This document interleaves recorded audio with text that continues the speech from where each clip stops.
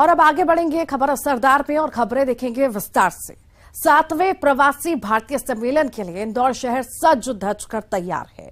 शहर के प्रमुख चौराहों को विशेष तौर पर सजाया गया है। एयरपोर्ट से लेकर आयोजन स्थल तक कलाकृतियों के साथ ही दीवारों को कैनवास बना दिया गया है। उन पर खूबसूरत पेंटिंग की गई है। इससे सम्मेलन में आने वाले विदेशी मेहमानों के सामने इंदौर न केवल स्वच्छ बल्कि सुंदर भी दिखाई देगा। सुरक्षा को लेकर भी खास सतर्कता बरती जा रही है। करीब 10,000 जवान चप्पे चप्पे पर तैनात किए जा रहे हैं।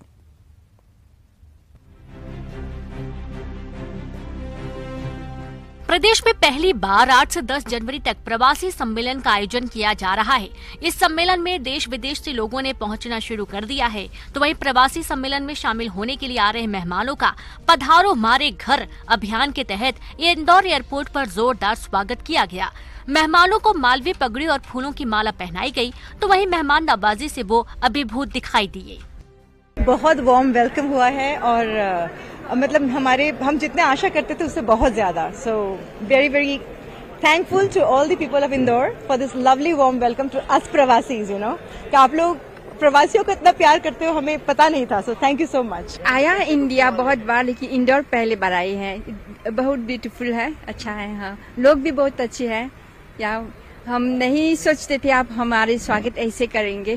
देखिए, हमारे इंदौर के लिए तो एक बड़े सौभाग्य की बात है कि जो विदेश के जो हमारे मेहमान, हमारे परिवार के लोग आज हमसे यहाँ इंदौर में आ रहे हैं, तो उनका स्वागत आज चावड़ा जी के नेतृत्व में, मधु भैया के नेतृत्व में हमने एयरपोर्ट पर किया। उधर इंदौर में प्रवासी भारतीय सम्मेलन को लेकर उत्साह है। पूरा इंदौर मोदी में नजर आ रहा है। पीएम मोदी के कटआउट एयरपोर्ट से आयोजन स्थल तक लगाए गए हैं। पीएम मोदी कार्यक्रम में 9 जनवरी को शिरकत करेंगे। वर्ल्ड रामायण कॉन्फ्रेंस की शुरुआत के साथ ही संस्कारधानी जबलपुर राममय हो गई है। तीसरी वर्ल्ड रामायण कॉन्फ्रेंस में 15 देशों से रामायण के विद्वान शिरकत कर रहे हैं। कॉन्फ्रेंस के शुभारंभ के मौके पर बीजेपी के राष्ट्रीय प्रवक्ता सुधांशु त्रिवेदी और श्रीलंका के संस्कृति मंत्री रवि दुरा विक्रम नाइके जबलपुर पहुंचे, जबकि सीएम शिवराज सिंह चौहान वर्चुअली इस कार्यक्रम से जुड़े। तो चलिए देखते हैं वर्ल्ड रामायण कॉन्फ्रेंस की एक झलक।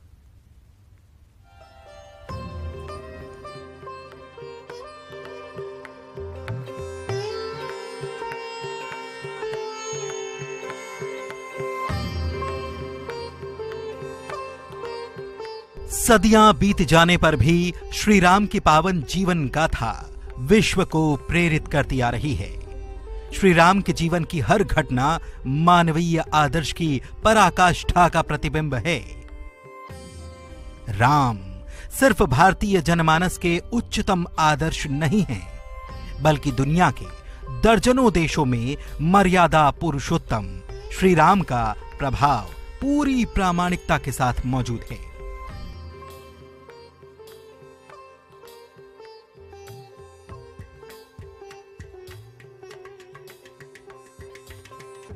जबलपुर में आयोजित वर्ल्ड रामायण कॉन्फ्रेंस की वैश्विक ख्याति इस बात की मिसाल है। संस्कारधानी जबलपुर में आयोजित तीसरी वर्ल्ड रामायण कॉन्फ्रेंस में 15 देशों के राम भक्त और विद्वान शिरकत कर रहे हैं। कॉन्फ्रेंस में शामिल होने के लिए कनाडा से आए रामायण के जानकार जेफरी आर्मस्ट्रॉन्ग ने न्यूज 18 की टीम से बातचीत की।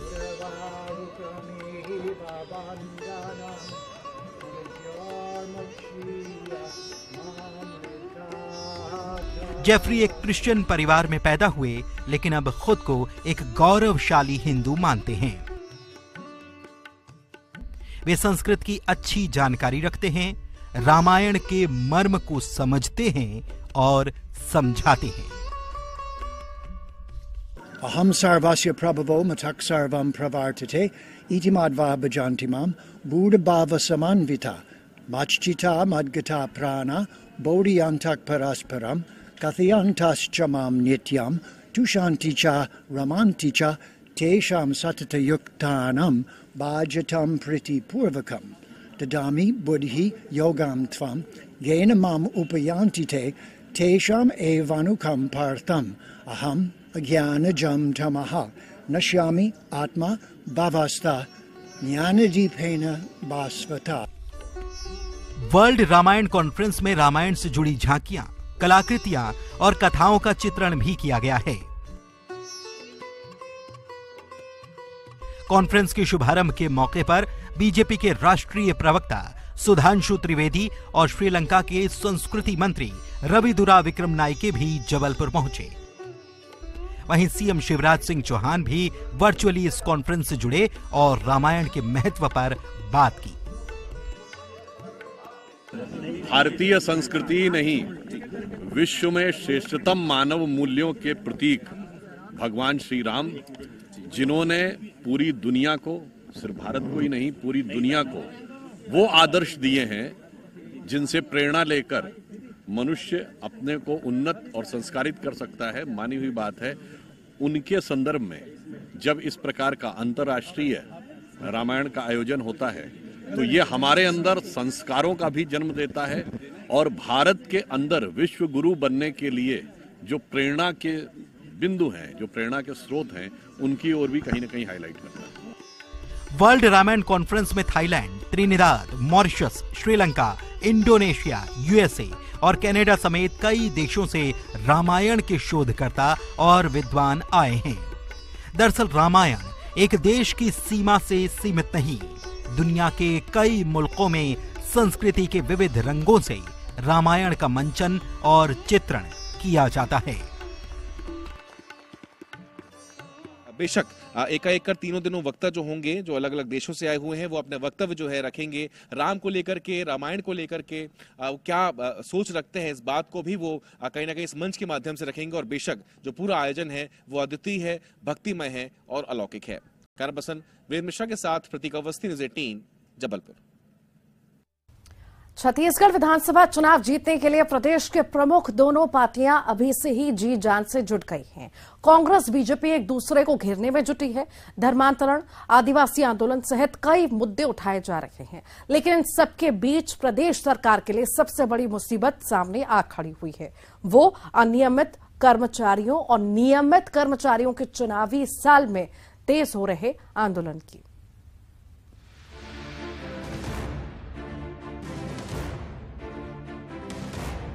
छत्तीसगढ़ विधानसभा चुनाव जैसे जैसे नजदीक आ रहा है, वैसे वैसे प्रदेश का सियासी पारा चढ़ता जा रहा है। प्रदेश सरकार के सामने पुराने वादे नई चुनौतियां बनकर सामने आ रही हैं।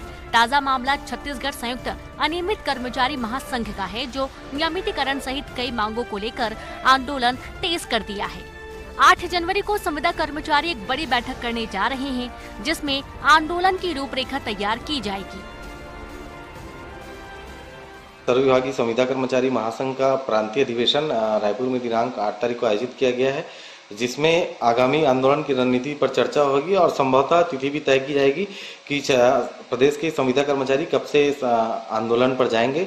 चूंकि विगत कई वर्षों से संविदा कर्मचारी अपने नियमितीकरण की मांगों को लेकर संघर्षरत है और सरकार के द्वारा इस दिशा में घोषणा पत्र में वायदा करने के बावजूद अभी तक कोई भी पॉजिटिव पहल नहीं किया गया है, तो इसलिए संविदा कर्मचारी उद्वेलित हैं।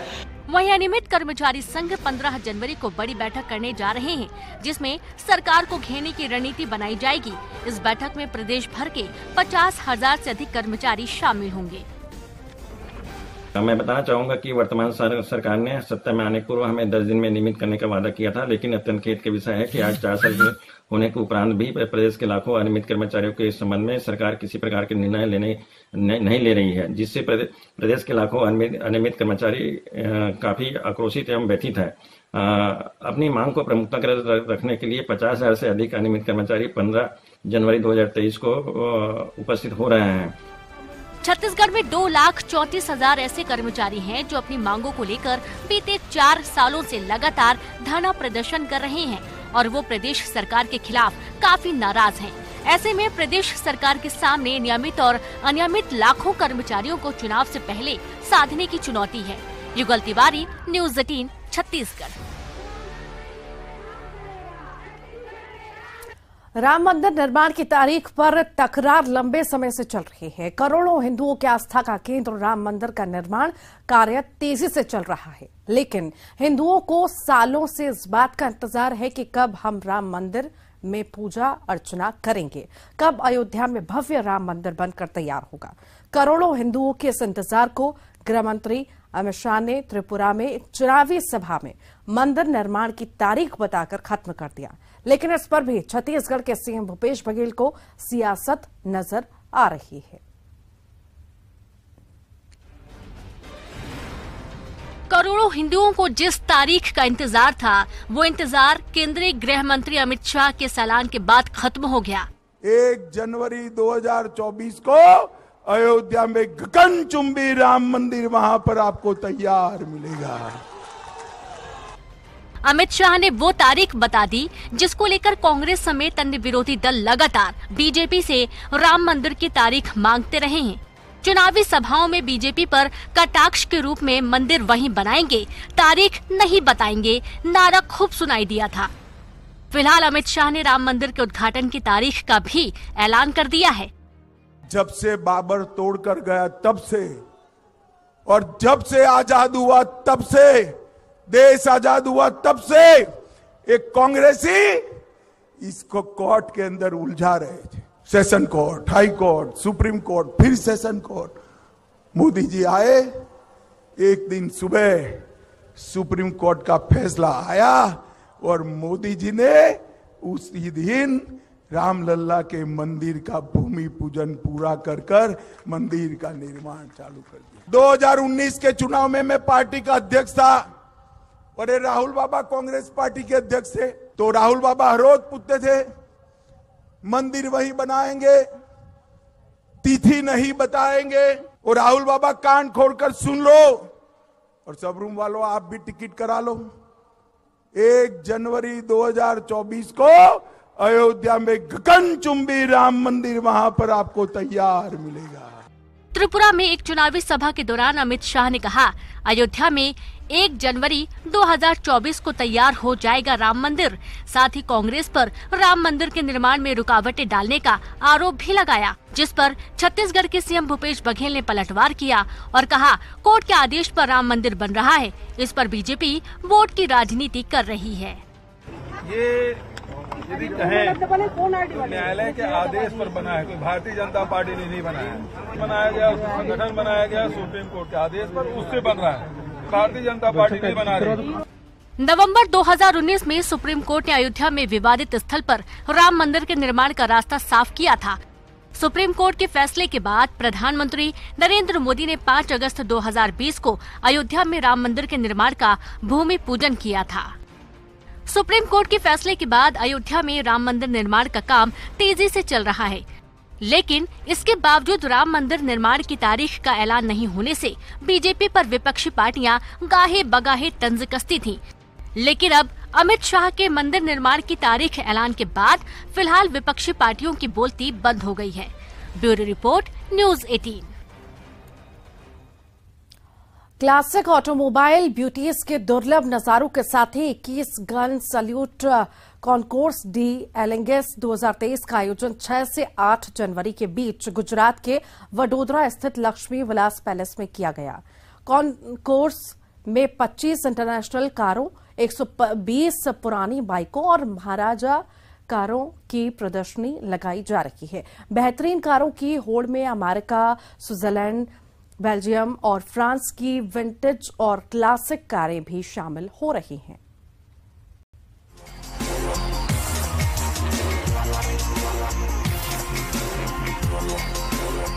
वडोदरा की लक्ष्मी विलास पैलेस से केवड़िया तक विंटेज कार रैली में क्लासिक ऑटोमोबाइल सुंदरता का दुर्लभ नजारा दिखा।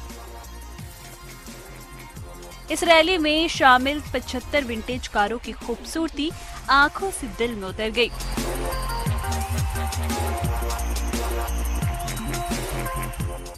इस बार आजादी का अमृत महोत्सव सेलिब्रेट करने के लिए इस विंटेज कार रैली का आयोजन किया गया। 8 जनवरी तक वडोदरा के लक्ष्मी विलास पैलेस में 21 गन सैल्यूट कॉन्कोर्स का आयोजन किया गया।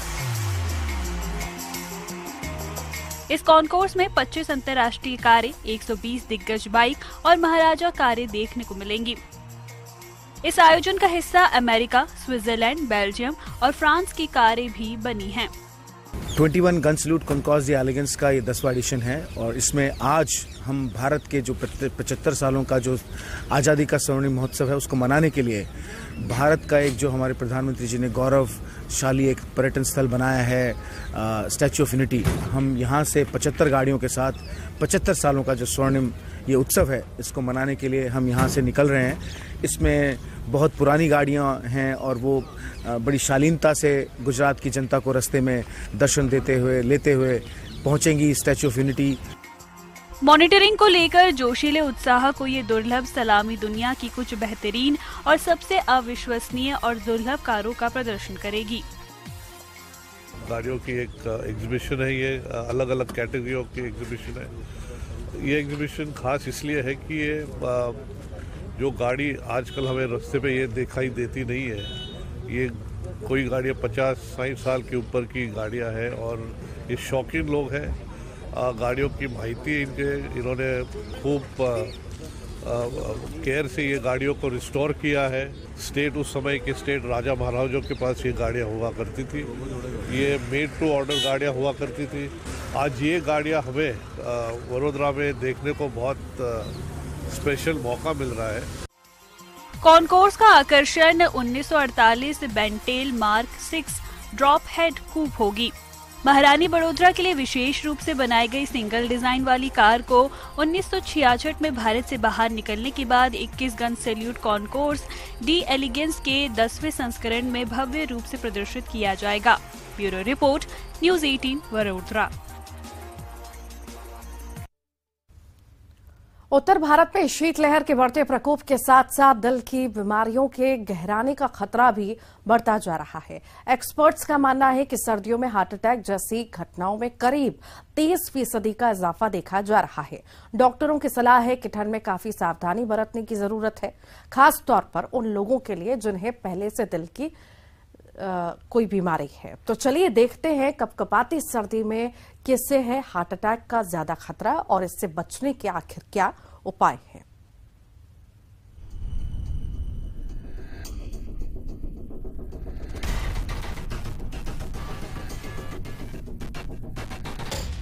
समूचे उत्तर भारत में कड़ाके की ठंड पड़ रही है। पहाड़ों में जमा देने वाली सर्दी है तो मैदानी इलाकों में शीतलहर चल रहा है। मध्य प्रदेश में सर्दियों का मौसम पूरे शबाब पर आ रहा है। कड़ाके की ठंड में वैसे तो रोजमर्रा की कई समस्याएं उठानी पड़ती हैं, लेकिन सबसे बड़ी समस्या है बीमारियों की, खास तौर पर दिल की बीमारी। जी हाँ, एक्सपर्ट्स के मुताबिक सर्दियों में दिल से जुड़ी बीमारियों का खतरा 30% तक बढ़ जाता है। अस्पतालों में हार्ट अटैक के मामले में इजाफा हो जाता है। लेकिन सवाल है कि क्या सर्दियों में सभी के लिए दिल की बीमारी का खतरा होता है? न्यूज़ 18 ने कार्डियोलॉजिस्ट डॉक्टर अरुण मोहंती से इस बारे में बात की। डॉक्टर अरुण के मुताबिक सर्दियों में सभी को हार्ट अटैक का खतरा सिर्फ एक मिथ है। हाँ, इतना तय है कि जिन्हें पहले से दिल से जुड़ी समस्याएं हैं उनके लिए उत्तर भारत की सर्दियां खतरनाक हो सकती हैं। एक ये मिथ है कि कोई नॉर्मल इंसान को कोल्ड के चलते हार्ट अटैक हो जाएगा, ये इससे एब्सोल्यूट मिथ। इस तरह नहीं होता है। जो नॉर्मल आर्टरीज में हार्ट अटैक यूजुअली नहीं होता है, जिसमें ब्लॉक्ड आर्टरीज होते हैं, जिसमें ऑलरेडी प्री एग्जिस्टिंग डिजीज होती है, विथ दिस कोल्ड स्ट्रेस उनकी हार्ट बीट और बीपी ये सब बढ़ जाता है। Then if they are smoker and there is increase pollution also in the air, particularly the entire north India. Cardiologist doctor Arun Mohanty के मुताबिक ज्यादा ठंड में ब्लड प्रेशर बढ़ता है और नसों में ब्लड क्लॉटिंग का खतरा रहता है। ठंड के मौसम में नसें ज्यादा सिकुड़ती हैं और सख्त हो जाती हैं। ऐसे में नसों को गर्म और एक्टिव करने के लिए ब्लड फ्लो बढ़ जाता है, जिससे ब्लड प्रेशर भी बढ़ता है। तो वहीं सर्दियों में कम फिजिकल एक्टिविटी भी हार्ट अटैक जैसे खतरों को बढ़ा सकती है। लेकिन शीतलहर की हालत में सुबह सुबह वॉक पर निकल जाना भी खतरनाक है। तो वहीं सबसे बड़ा खतरा स्मोकर्स को है। Particularly elderly population, those who are prone for heart attack, जिनको ज्यादा हार्ट की प्रॉब्लम है, जैसे धूप निकल जाता है, थोड़ी सी वार्म होती है, उसी टाइम में जाए। हालांकि वेरी अर्ली मॉर्निंग में जो इंटेंस कोल्ड में वो एक्सरसाइज वगैरह करें या कुछ ब्रिस्क वर्क करें। ठीक। अच्छा सर, मैं आपसे ये स्मोकिंग बिल्कुल बंद करना चाहिए। स्मोकिंग ये पॉल्यूशन में हार्ट अटैक की रिस्क को दुगना कर देता है। जाहिर है उत्तर भारत की शीतलहर दिल की बीमारी से जूझ रहे लोगों के लिए आफत से कम नहीं, लेकिन अगर सावधानी बरती जाए तो खतरा काफी हद तक कम किया जा सकता है। फरहा खान, न्यूज़ 18, दिल्ली। और इसी के साथ ही फिलहाल के लिए इतना ही।